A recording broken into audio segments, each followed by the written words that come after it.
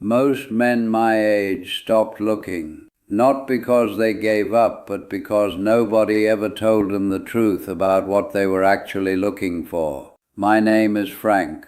I'm 78 years old, and I spent the better part of 6 years after my wife passed doing everything wrong, for all the right reasons.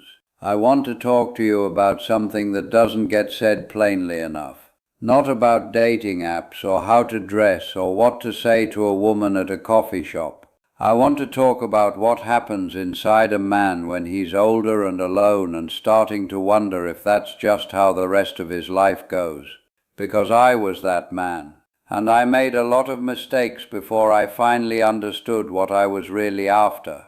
Margaret died in the spring of 2015. We'd been married for 41 years. I won't tell you it was a perfect marriage because it wasn't, and she wouldn't want me lying about it anyway. She was stubborn, and I was worse, and there were years in the middle where we were more like quiet roommates than husband and wife.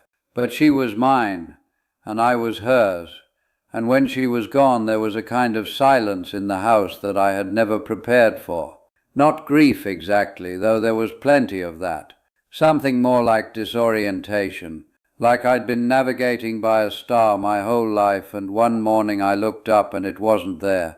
My son thought I should wait a full year before even thinking about meeting anyone. My daughter thought I should join a grief group and work through things properly before I even considered the idea of a relationship. I listened to both of them, nodded, and then about 8 months after the funeral I downloaded one of those apps my neighbor had told me about. I don't remember which one. It doesn't matter. What I remember is sitting at my kitchen table at 10 o'clock at night with my reading glasses on, trying to write a description of myself in 200 words or less, and feeling like the biggest fool in the world. I wrote that I was a retired civil engineer, that I liked to fish, that I'd raised 2 kids and had 4 grandchildren, and enjoyed cooking on Sunday afternoons. All of it was true. None of it said anything real about me at all. I went on 11 dates in the first year. I counted them. Some of those women were wonderful people, genuinely warm, interesting, funny women who had lived full lives and had good things to say and deserved someone who was actually present with them. And I was not present. I was sitting across from them at restaurants, thinking about Margaret, comparing, not intentionally, not cruelly, but constantly. This one laughs differently. That one wouldn't have ordered that. Margaret always said this. Margaret used to do that. It was exhausting and it was unfair to them and to myself. And after a while I stopped going on dates entirely and told myself I just wasn't ready. The real problem wasn't that I wasn't ready. The real problem was that I didn't know what I wanted. I thought I wanted what I'd had. I thought I was looking for another Margaret, or at least someone close enough that the silence in the house would go away. And that's not a reason to be with someone. That's just loneliness dressed up in a dinner jacket, pretending to be something more dignified than it is. I know men my age who have been doing this for years, cycling through relationships that start with a lot of energy and fall apart within 6 months, always for the same reason, even if they call it something different each time. She was too needy. She had too much baggage. We wanted different things. And I'm not saying those things aren't sometimes true, but I've noticed that the men who say them most often are the ones who haven't figured out that they're carrying just as much weight as anyone they're walking away from. Here is the hard part. Here is what I wish someone had told me plainly when I was 72 years old and lonely and convinced I just needed to find the right woman. After a certain age, you are not the same person you were when you were young, and the relationship you build, if you build one, is not going to look like the one you had before. It is going to be quieter. It is going to have less passion and more patience. It is going to require you to be honest about who you are now, not who you were 40 years ago, and to let someone else be honest with you about the same thing. Most men aren't willing to do that. I wasn't for a long time.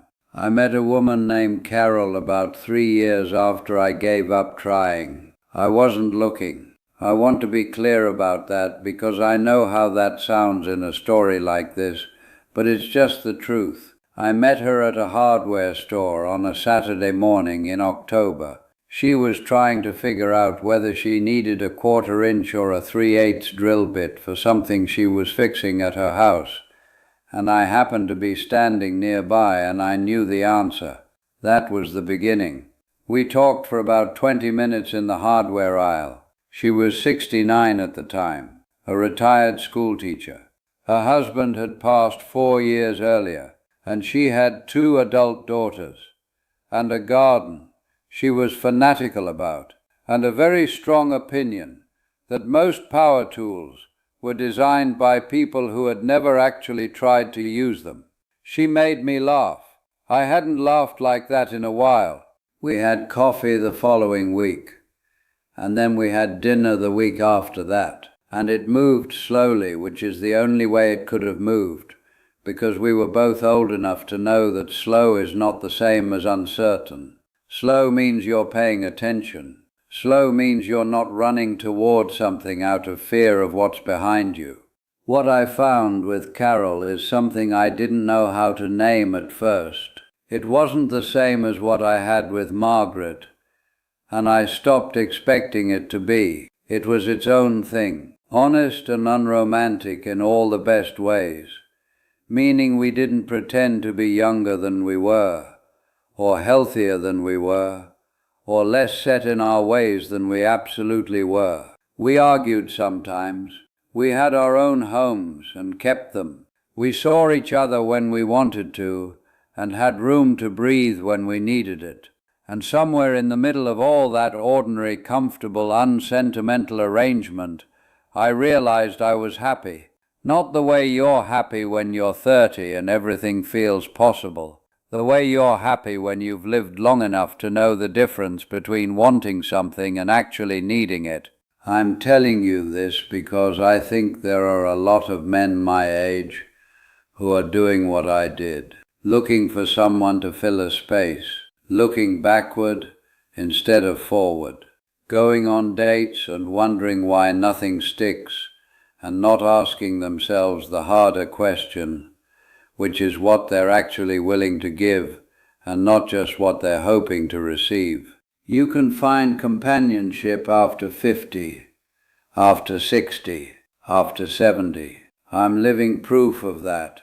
But you will not find it the way you found things when you were young, by being drawn toward someone's brightness and hoping it lights you up too. At this age you find it by being willing to be known, fully, by another person who has also lived a long time and made their mistakes and come out the other side still standing.